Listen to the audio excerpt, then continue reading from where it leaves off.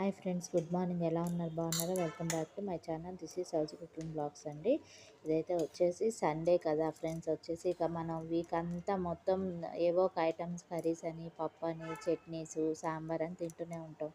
Weekly once అన్న ఇట్లా ఏదైనా వెరైటీ చేయాలని అనిపించి నైట్ చేశానండి. ఈవినింగ్ టైంలో ఇట్లా బిర్యానీ అట్లా చేశాను.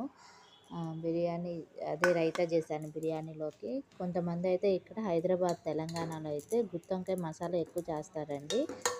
పన్నీర్ కర్రీ కూడా చేస్తారు. పన్నీర్ కర్రీ ఏంటంటే చపాతీ, పూరీలోకి ఎక్కువగా తినటం చూశాను నేను. మీకు ఇష్టం ఉంటే పన్నీర్ కర్రీ చేసుకోవచ్చు. నేనైతే రైతా చేశాను. ఆనియన్స్, మిర్చి వేసి, మీ దగ్గర క్యారెట్, కీరా, కొత్తిమీర, కొంచెం సాల్ట్ కూడా వేసుకోవచ్చు. వీళ్ళు తినరని స్కిప్ చేసేసాను అవి.